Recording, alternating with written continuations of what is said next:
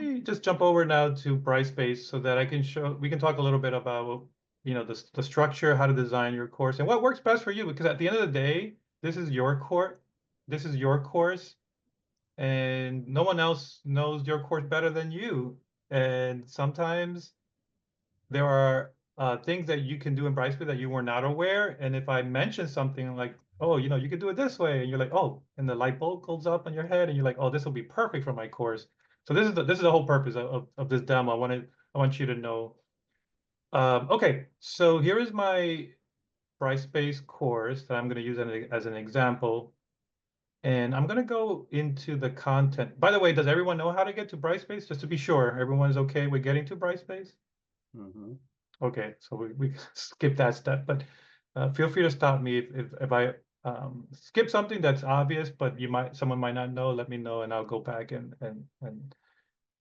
review it. So we're going to go into the content area, and this is a course that's already populated, and it just saves me the time. And so when we were discussing the differences between Blackboard and Brightspace, was that in Blackboard, if you remember, the left-hand side was very different, right? It didn't have on the left-hand side in Brightspace, we have the modules or the weekly folders listed here. And I mentioned that you could do it as a weekly structure. And so here, as you can see, I have week 1, week 2, week 3, week 4, and so forth. But also keep in mind that if you do go with the weekly structure, it's not as flexible as a module, right? So if you were to say module 1, module 2, module 3, module 4, and you're the type of professor that, you come up with new ideas on the spot and you begin to add more things into module 1, and now module 1 um, now overlaps now into the week 2. And so you're like, oh no, what am I going to do? So that's who you are. You might just go with the module structure, right? So you might do module 1, module 2, module 3, module 4. But the weekly structure is much more strict to the calendar. And then we also talked about how you can have the buckets. So here I have another example of how you can do buckets, where you can say, well, here's a bucket for class meetings. Here's a bucket for assignments. Here's a bucket for the midterm. Here's a bucket for the readings. And here's a bucket for case studies, etc. Right? So there's another way that you can handle the structure and organization of your course. And to be honest with you, organization matters a lot to students. It really does. Because when they come into your course and they see that there is no folder structure and you're just listing every assignment, doesn't matter, is it week 1 or week 2 or week 3, and everything is just one long list of like a shopping list, that really makes it much more challenging for the students to follow along. And therefore, having a structured, organized model that you have everything put into these folders is beneficial to your students and makes it easier for them to find things and learn. And one other quick thing a tip that I want to mention that I learned from another faculty member is I saw a faculty member use either the weekly or the module structure, and I forget. And every time they were done, let's say every week they were done, let's say if you were done with week 1, what this professor was doing was that he would move week 1 and then drop it to the bottom. And then when the students come back into the course, week 2 is at the top.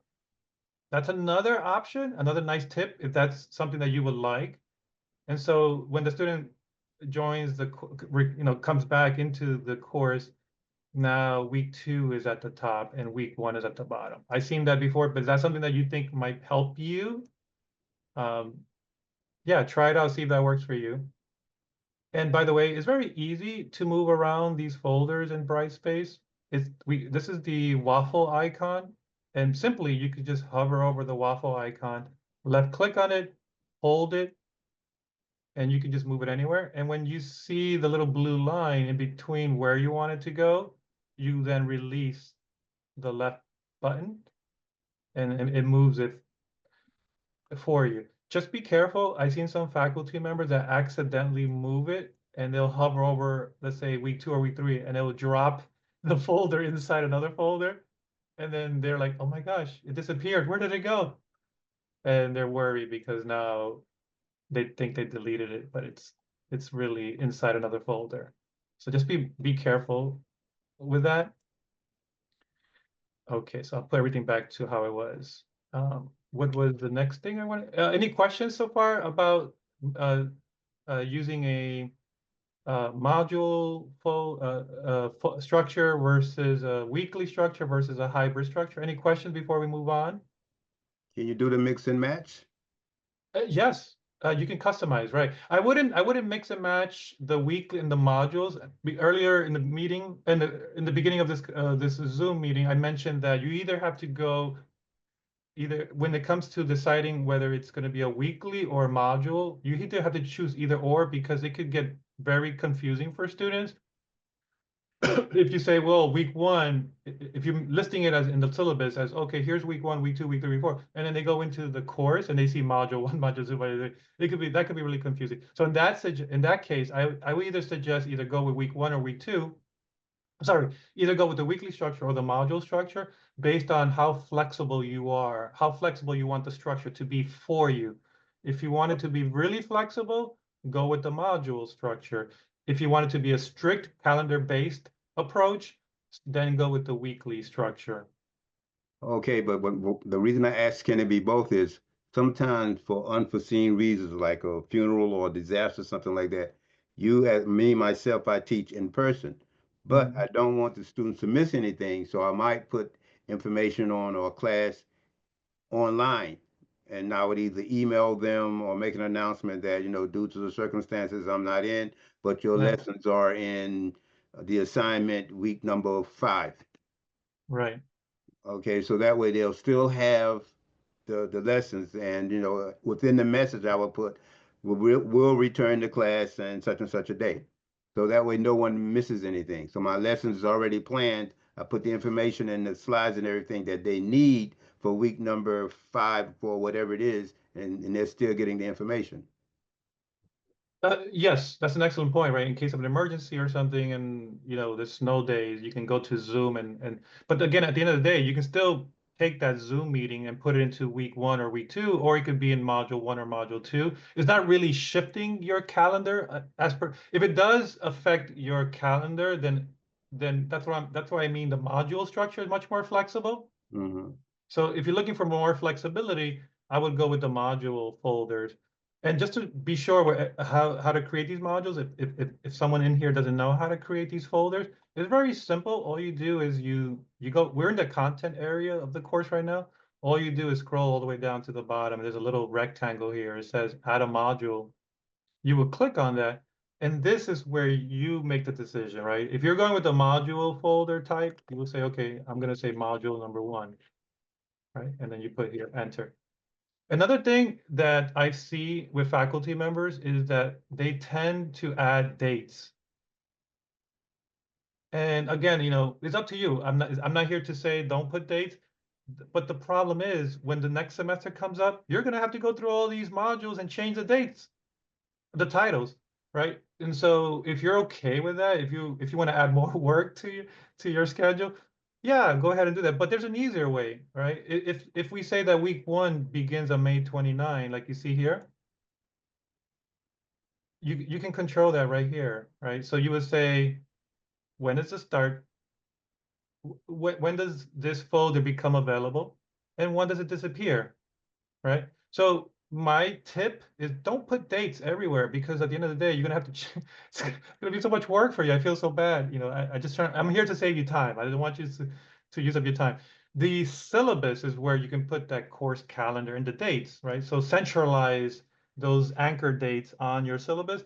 Try not to put so many of the dates here because eventually you're gonna clone this course over into the new semester, and now you're gonna have to change all these dates again. It's just too time consuming for me. So when I do my courses, I don't put as much dates here, or even on the videos. If you're teaching online, don't even mention dates because at the end of the day, once you put a date and that date is over, now that video is no longer useful.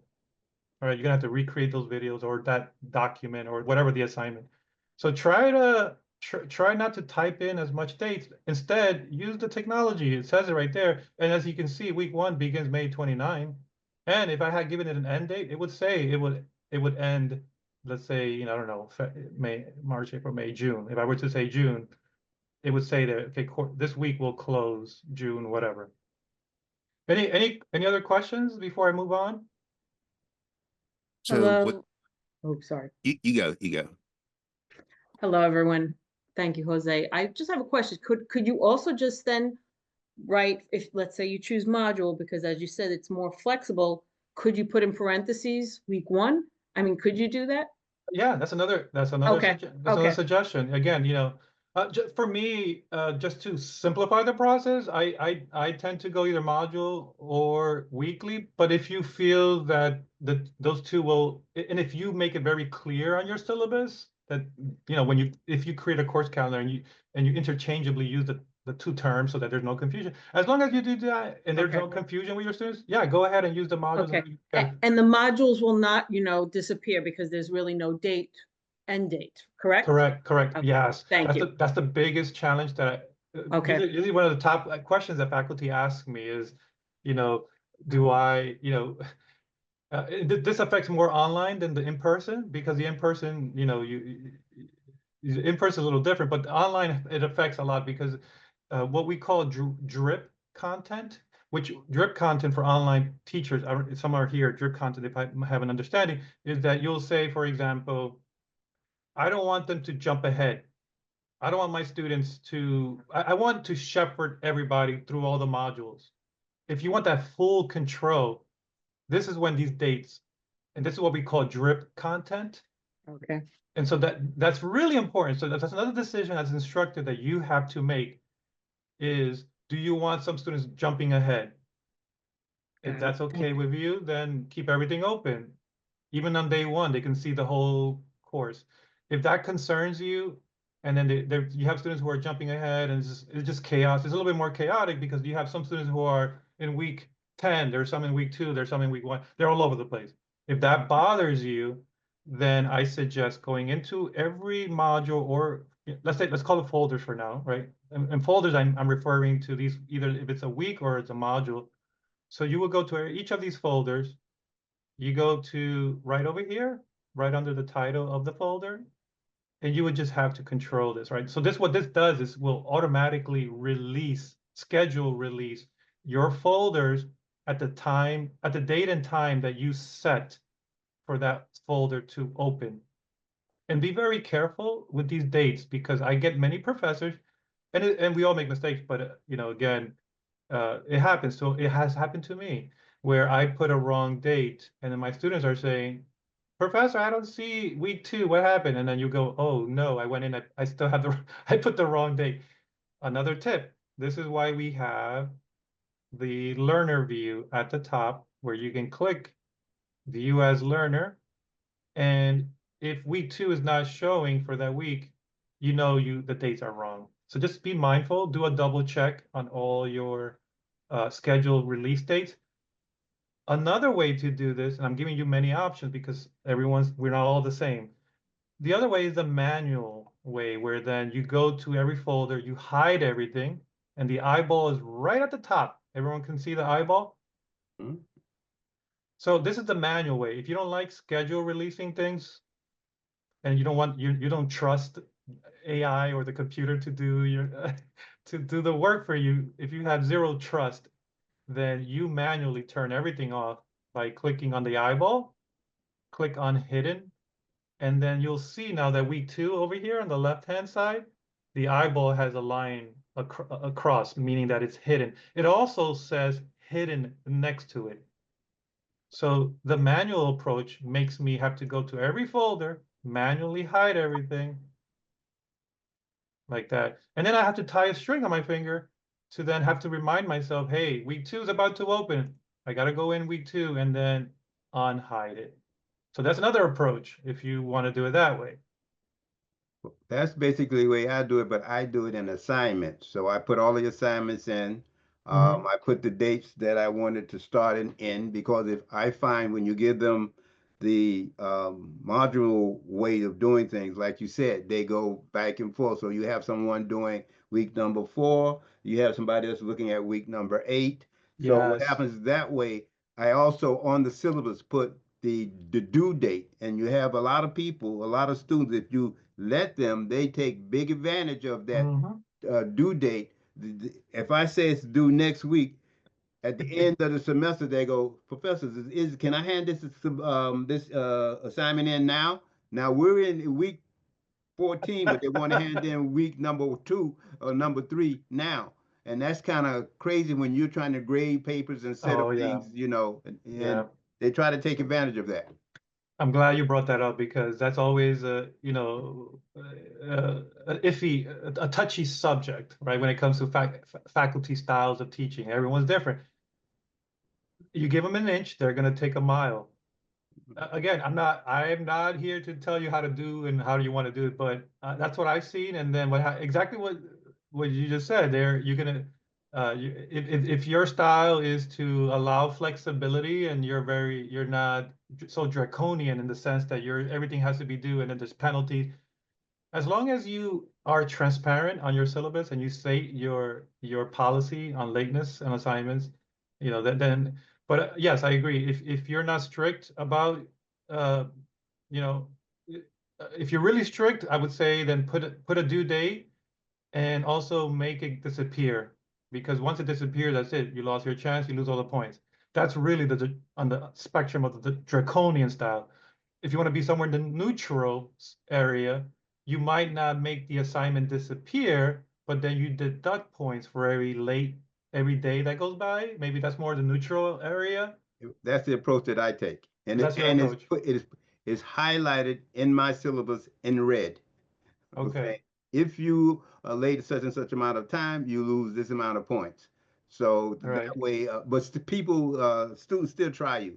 They'll Oh, still. no, and they know, and they talk to each other. If professor gave me an extra day, they'll let everyone else know. So just be mindful that they talk to each other. And then now you're stuck with, your favorite child. I have 2 kids. I have to be careful between who I favor. Everyone's treated equal. Then I have to also give the other person an extension. But real quick, here's a tip before I run because I'm running a little behind. This is one of the really cool, nice tools in Brightspace. We also had it in Blackboard, so it's nothing really new here. But if you go into your assignment and if you let's edit the assignment real quick because I do want to show you. It's basically you can add the due date. Actually, let me do it this way. Let me go into assignments. This will be easier. Let me just start from scratch. So here, for example, if I do assignment number 1. Oh, and by the way, this gives you an opportunity if it's an assignment that has no grade into it, you can always choose ungraded. But if it has weight and it goes into the grade book, make sure you put a number in here. But what I wanted to really focus on is right here, the due date, because once you enter a due date, this is a really cool feature. I really love this feature. Once you enter a due date, the system, Brightspace, will track for you how many days the student is late. Yes, I love that too. I love it. It says it in red. 35 days late, 2 Yep. hours late, 6 hours late, 6 days late. I love that. Yeah, not only does that's not the only cool thing about it, but it also drops it into your course calendar. So if you go back to the course home, it will list it for them. It will also nudge them, let them know that the assignment is coming up and is due. It will show up here when they click on the little arrow, the upcoming event. It will show it there and let them know. It will nudge them and say, hey, Oh, I didn't know that. oh yeah, this is really good. I love that feature because Okay. now anything that you add a due date will get added to the course calendar. So it will get added here. And since the students mostly use the phone, and if they choose to keep the notification system on, or they do have the option to opt out, but it will ping them on the phone as long as they have the Pulse app. This is why I encourage all faculty members, tell your students download the Pulse app because you you have direct access to their cell phone. That's really, that's something that you Can really we have. do make changes from the app as well? Because I don't use the app. It's very limited in what a faculty member can do with the app. It's really student focused. There's not much you can do from this as a teacher, but there's very few things, and I forget some of the things that you can Is do. it good to have it? Because I don't. There are few benefits to the professor side. You could try it, download it, see how you feel about it. But it will give you access on the go access to all your courses from anywhere from your phone. Which So app is that? I'm sorry, is it Brightspace? it's called the Pulse app. Let me show you. If you go to the grades, it will have the link right there for you. I gotta go to the learner view. Let me show you. If I go through as a learner and I go to grades, there it is, right? So if you have an app, an iPhone or an Android, and I recommend that you have your student download it because anytime you, Android. yeah, so you would Okay. click, yeah, you would click Android, type your phone number, and it will send you a link, a text to your phone for you to click on it, and it will download the app for you automatically on your phone. Excellent. Thank you. Sure, I'm losing my agenda. Okay, so we talked about, okay, the structure, modality, modules, weeks, the bucket structure, we talked about the learning sequence. Let's do this real quick. This is because I really want to cover this. So learning sequence. We talked about what a learning sequence was, right? We talked about that it's basically identical to a lesson plan.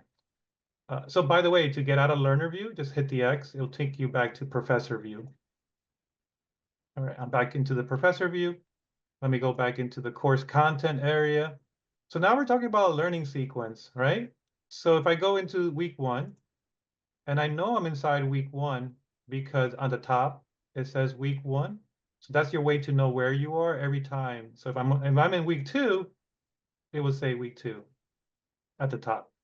So week 2, we have an empty folder. Week 1, we have content.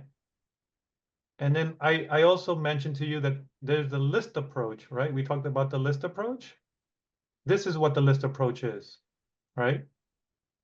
Here's if you're teaching a course and you're like a professor mentioned earlier, if there's a snow day, you might have your Zoom. Then there's a quiz based on the lecture on the Zoom.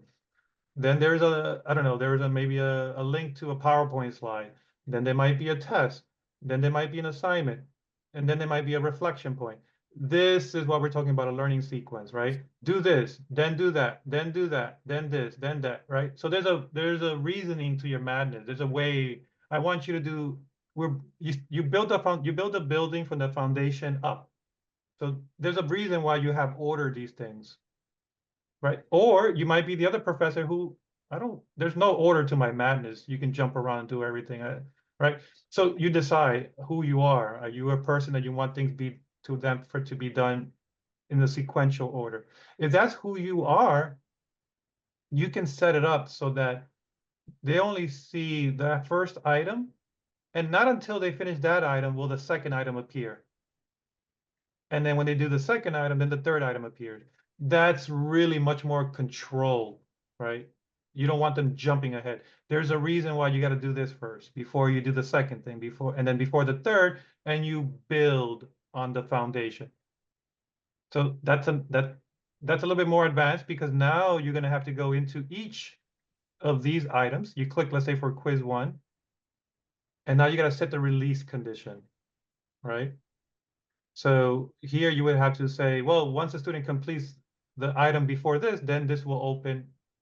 And so if that's who you are, and that will take more time. I'm not going to go over that here, but if you do want to go that approach and really micromanage the learning sequence, you could do a meeting with me one-on-one, and I'll show you how to do that. And let me show you real quick the page approach, right? Because we mentioned you could do the page template or the list approach. I really love creating a page. Let me show you how that will look. So we're going to jump into week 2 real quick. And as you can see, week 2 is empty, right? But you don't really like this messy style. There's too much going on, this cognitive overload, and it's just overwhelming for some students. This is more like those people who like to make a list and go shopping, and then you cross out something. I did this, I'll move on to the next. I cross it out, move on. That's more of the list approach, right? You get like a dopamine kick every time you complete something, and you feel like, oh, I completed this. I can move on to the next thing. This is more of that approach. Week 2 is the one-page approach, right? Where it's much more simplistic, I think. I mean, I don't know. Well, I'll leave it for you to decide. So with this approach, what you do is you go to the blue button, click create, and you're going to go with the create a file. Now, this is one of my pet peeves with Brightspace. I hate the terminology that they use. Most of these, the terminology doesn't make a lot of sense. In Blackboard, I think it was create a page. It made more sense.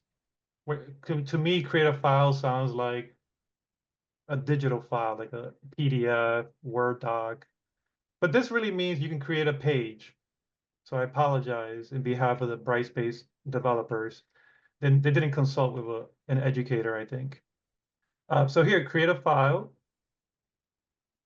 And it takes us here, right? So you get a blank slate. It looks like a word processor, right? Microsoft Word or Google Docs. But there's a button over here that most people don't recognize or don't even bother to click on it.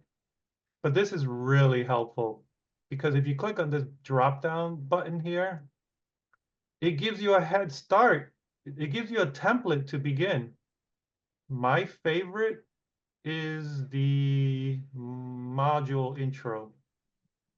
And let's click on it so I can show you how it looks like. And let's make this big. By the way, this big X is just to make the screen full. Look at that. It already has a template built for you, right? I like this a lot because here I can talk about what is module 1 about? What are we going to learn? And all you really got to do is, let me move this around here. All you really do now is you click on it and you can start changing this. It's really straightforward. What are we going to talk about in module 1? Well, this is a CPR course. Module 1, we will talk about the CPR basics. All right, so basically you type in here and it starts to say. The other benefit and why I really love this is because, as you know, our ideas change, or if you're teaching marketing course and on social media or AI, everything is changing every day. There's new things happening. So at any moment you can come in here and change. There is never a downtime. You don't have to, if you were to go the other route, if you were to upload PDF files, that's a nightmare. You have to the PDF becomes obsolete because the technology changed, or whatever the subject matter that you're teaching. And then I had to take down the PDF, try to find my Word document, change the Word document, convert it back to a PDF, upload it back into my list. Remember the list approach? That's a lot of steps. If you want flexibility, go with the page option, because now here you can start saying, all right, so the first thing I want you to do, let's say these are called activities. Let's forget learning objectives for now. Or you can just say learning objectives and then create a copy and paste. So let's say these are learning objectives, and then these are going to be the activities. Something like that. I'm just doing it on the fly. Something. All right, there we go. All right, and then so the first item that I want them to do is a read the article, and then we're going to test a little formative assessment on the reading article. So it'll be a reading quiz. So I'm basically recreating what we did. Let me duplicate this real quick. I'm basically recreating, let me go back to week 1. I'm going to recreate the list structure as a page structure. That makes sense? All right, so week 1, we said we were doing, let's pretend it was a reading, then a quiz, and then a video, and then we'll do a reflection point. All right, so we do read article, then we'll do a little reading quiz, and then we might do a discussion. And I'm running out of time, but let me just do this quick. Then a reflection. So if you one way to do this is you can then highlight over the first activity, go to the link icon, link the article. Let me just find an article real quick from the New York Times or wherever it is. I don't know. I'll copy the link.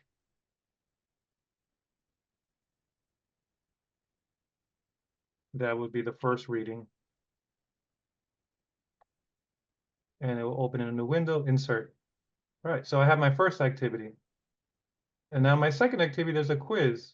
All right, I can just highlight that.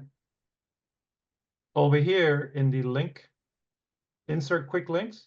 This is a hidden treasure. I don't know if many people know about this, but you can go to this is one of the top tips. You can click insert quick links. It gives you access to all your course content. So if you already have built the quiz, you can go to the quizzes. There's my quiz 1. And now it's linked. So when they click on here, it will take them directly to the quiz. That makes sense? And then the next one, the discussion. I'll go back to insert links, quick links. And where are my discussions? Here's my discussion. Oh, there's my test. Well, let's call it week 1 discussion. And there's the thread, and it's already linked. If there is a video, let's pretend the reflection was a video. Let me go to YouTube real quick and grab an embed. I don't know, let's grab this guy. Copy the link. Go back into week 1. Oh, sorry, week 2. Highlight reflection. Go into the insert quick links. You can do it as a link. You can also do it as a video. Let me see, link should be fine. Paste the link inside there. There's my reflection, new window, insert. And that's it. So if you like this approach, which is a little cleaner, and you can also change these images, it's very easy. Just click on image and then you can upload your own image. Or if you don't want images, you can remove the image. So that's a template, and this is there for you. Now, real quick, before I jump up to the next thing, and I'll have everyone ask questions. But look at this. If you don't like the module intro, there's really cool stuff in here. There's the elements one that's really nice. And it's already built for you. So I'm gonna just replace everything that I did for now, because I just wanna, actually, no, let me not replace it. Let me just save this. Oh, week 2. Save. And just real quick, I would just want to go through a couple of those templates. Look at how nice that looks. Very clean, very modern. It's not chaotic, and everything is there listed for them. Okay, so that's that. Now let me show you real quick some of the templates. So just to reiterate, I went to create a file. I know it doesn't make any sense because it should say create a page or create a website or whatever. I don't know. A file doesn't make any sense. So I'll click on that real quick. And then you go to the little buttons right here, select a document template. And let me show you real quick before we move on is the elements, which is really nice. This is fancier. Oh, I have a list. I have a block quote, a lead text, the Jumbotron, if I really want to emphasize something, a call out. This is a call out right here. So it gives you it gives you a table. Look at that. Oh, I like that. Table 1, table 2, table 2. This could be nice for the course calendar or a panel. Now, you don't have to use any of these. You can, if you're only interested in using the accordion or maybe the table, you could delete everything else and just use whatever elements that are inside here and use whatever you want to use. Okay, I'll stop there. I'm going over time. Any questions so far before I go through the quick tips? Just a quick question. If we are in the spring 25, all the files for previous semesters are blocked from students accessing them, right? Oh, you mean once the semester is over, Right. Yeah, so very important. Yes, a great question. You can control that. If that's really important to you and you don't want students coming back, what I recommend that you do for that is you can go to, I like to go from here, I think it's easier. Now, you know what? Go through course tools, course admin. Let's leave for now, right? So course tools, course admin. And you're going to look at this one, the course offering information. And over here at the bottom, if you do that, if you do an end date, only you can have access. No students can have access after the end date. Excellent. That's a great question. All right, Thank you. let me go. I'm gonna go through. It's gonna be like a lightning bolt. Sorry, not lightning. Not Lightning lightning. round. Barry comes in every time I need him. I love it. Um, uh, real quick, but these are some tips that I really want you to know because I think they're valuable, and you know it might be valuable to you. But you let me know if they're any good or not. I mean, they might be bad, but tell me. Look at this one. This is really cool. Where are my tips? Here they are. This is really nice to have. If you send a lot of emails through Brightspace, but you're wondering, oh my gosh, I'm sending out all these emails, but I'm not getting a copy of the email, and you really want to get a copy of the email. And also, if you don't want to bother having to type in and CC yourself in every email, this is a nice setting. If you check off this setting, every email that you sent via through Brightspace, you will automatically receive a copy of all your emails in your City Tech email address. Let me show you how to do that. I wish it was by default. Unfortunately, you have to go in here and do this. Maybe I'll talk to the CUNY IT people. But if you go to, let me see if I remember. Yeah, if you go on the top right-hand corner next to your name, there's a cog wheel or a gear icon. If you click on this gear icon, and if you go to, oh no, sorry. If you click on your name, that's where it is. Click on your name and you go to account settings. That's where it is. I apologize. So what you do is you're going to click on your name, account settings. Right over here is hidden all the way to the on the right-hand side is email. If you check this little box, any email that you send you'll get a copy. Really, really, this is one of my favorite tips. So make sure you check that box because then you can keep a paper trail, email trail of communication with students. And also when it comes to, unfortunately, I don't want to mention, but grade challenges, I don't know, any bad thing that can happen and you need a trail of your emails, you will get a copy of all outgoing emails. Okay, that's tip number one. Was that a good one or a bad one? Good. That's good. Good. Okay.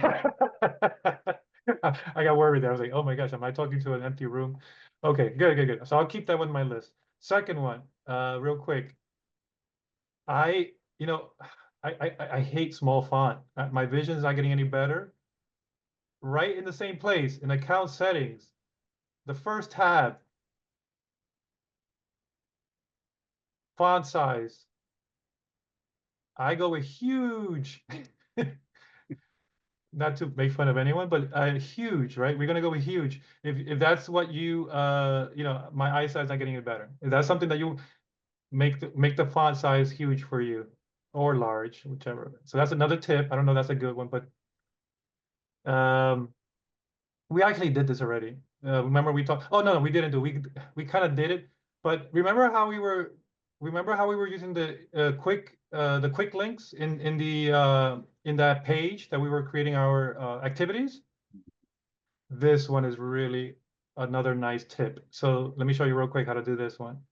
So if you go to your announcements and you create a new announcement and you're saying midterm is this coming week. Or no, let's make something better. Well, I guess you can do that, yeah. Let's say, yeah. Basically, it could be anything that's coming, right? That's coming up for that week, and you're making an announcement for it.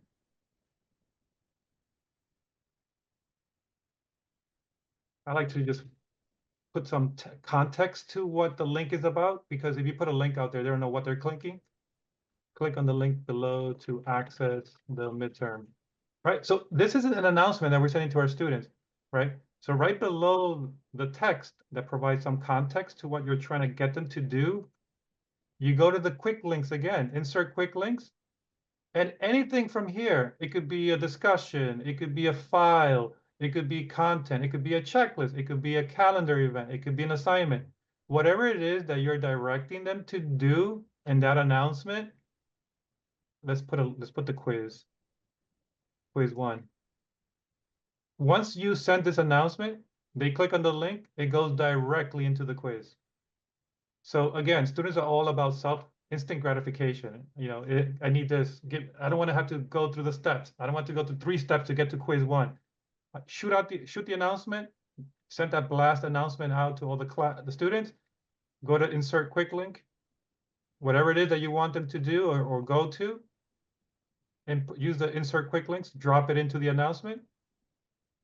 And they receive the announcement. When they get an announcement, when you create an announcement, you send it out, they also receive it as an email. So you're shooting 2 birds in 1 stone when you create an announcement. It automatically sends as an email, and they also see it as an announcement. Is that a good tip? Yes. All right. Okay, that's a good one. So I'll keep that one. Thank you, Barry.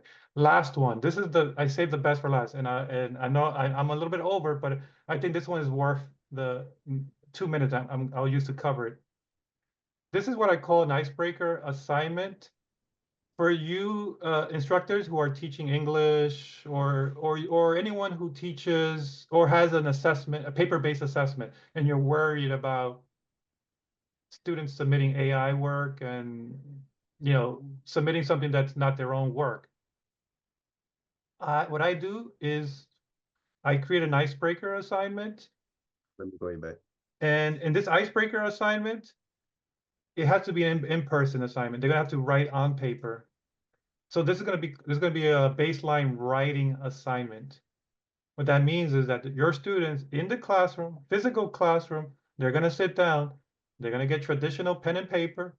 You're gonna ask them to write about whatever that prompt is you're gonna set for them, whether it's, tell me a little bit of, tell me why you're taking this, whatever that is. Tell me more about who you are, why are you at City Tech, why are you majoring, or what are you majoring on, what are your future goals? Get creative with whatever it is you're asking them.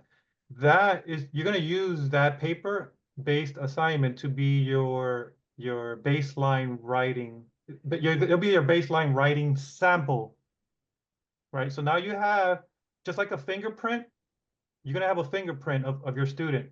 You're gonna build a student profile. And you can do this, I don't know, depending on if you're old school, you can do it on your computer, do folders, or on OneDrive or on Google Drive, create a folder. Create a folder for every student in your class. Put a name on the folder.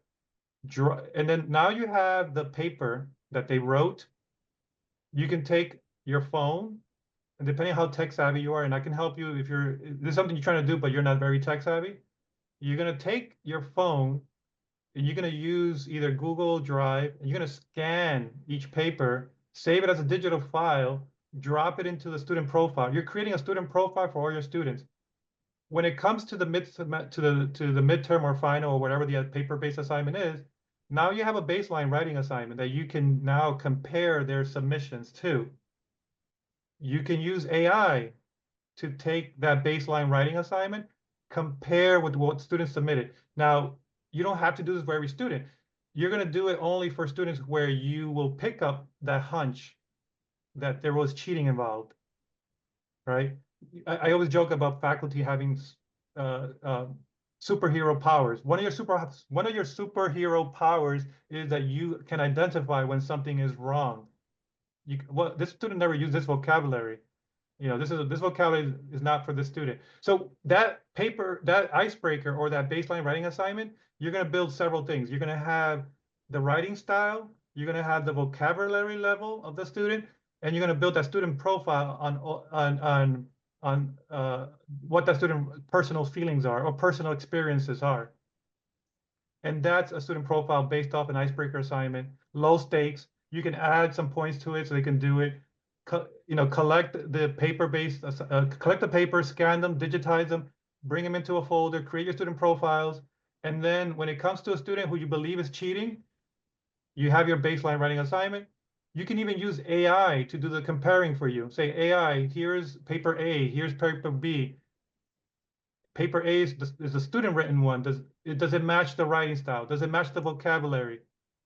And that can help you identify. So I'll stop there. Was that a good one? Yeah. All right. So Question. Are you able to go into the dates like you have, like the assignment due dates for the week 1 date? Are you able to go in right now and modify them? sure. Let me share the screen real quick. I'll show you how to. You mean for I every? know how to do it, but I'm not able to do it. So I'm wondering whether it's a system issue or whether it's an issue here. Oh, you're saying that in your course you're not able to Yeah, modify. I tried 2 courses. And I don't know if it's a problem here in the back cave or whether it's an Uh, issue, but- system issue. Make sure that you're in as a professor. Are you in the learner view? Because the learner view you won't be able. I was able to import and export, so I think I'm in the, but who knows? Barry, if you want, we'll meet to, we can take it offline and I'll, No, it was a quick question because if you're able to do it, then I'll figure out what I'm doing wrong. yeah, everyone, anyone who's a professor who's an instructor in the course is able to change the open and the end date, the start date and the end date and the due date. Yeah. You should be able to. If you're not able to do that, let me know because that's a problem. Yeah, no, I was able to do it last semester. Mhm. And of course, now that I'm, getting educated now, I try to change my due dates while we were, I was multitasking. Hmm. And for some reason, I'm not able to do it. So I don't know if it was a problem on my end or whether it's a system problem. Okay. Well, let me know. I'll be happy to jump in. Real quick, another point on due dates, and this is something, only use due dates. Only use the due date feature if you are that faculty member who is deducting points for latenesses. Otherwise, there's no point for you to use the due date. I see faculty members who are using the due date and they're not really deducting anything, so it's a distraction. Unless you're tracking how many days it was late, then yeah, go ahead and use it. But otherwise, there's no really use for it unless you're planning on deducting points for every day that it's late. But by using due dates, it also tell you how late the assignment was surrendered. Exactly. I mean, that's what I mean. Like it gives, if that's something that you want it to track for you, then go ahead and use it. Otherwise, if you don't care, if you're more the approach that you're not deducting points for latenesses, then you really don't have to use it. But yeah, just be mindful, Roy. They're gonna give them an inch, they're gonna take a mile, and then what's gonna happen at the end of the semester, you're gonna get, I don't know, 30 times that by how many sections you teach. Yes. Yeah, and then you're gonna get. That's why I use a due date, because all of a sudden I get 75 submissions on the 2 days before the final. So I put on the syllabus. If you have a class on Friday, your assignment is due a week from that Friday. And each time I get the what you call to 12 o'clock at night, you can submit it. I tell you, you have to be very careful. Again, transparency on your syllabus, and if you're going to be lenient to one person, you can't be lenient to one and not the rest. So It's like working with kids. it Well, is. they are. Yeah. That was what I said earlier. I have a son. Yeah. I have a son and a daughter. If my daughter sees that I gave Joshua, that. I don't know, that Lego or that Pokemon toy. Oh no. You gave Josh. Oh no, you gave Joshua. Is a rant. My daughter would not have it. And Oh, I learned that as a kid, with younger cousins. It's all chaos. yeah, and you don't want to do that to yourself, right? And so because they do speak to each other, students are going to be talking, and they oh yeah, the professor gave me an extension. You just go ahead and ask him; he'll give you an extension. He's she's and your history follows because they also look at your history and rate my professor. Oh, this professor. So even if you don't hear it, even if they don't hear it from within students in the current cohort or in the current classroom, they're gonna research you in rate my professor, and they already know all about you because everyone else is talking about. Oh, I got an extension. This person's very lenient, and that's what you see in rate my professor. This person is very draconian in her style of teaching. This person is very lenient in her style of teaching. So they're coming that mindset already. These pre-existing conditions exist when they come even before your class. Oh, pre-existing misconceptions sometimes because Yeah. So just be aware that they already judged you even before they got into your class.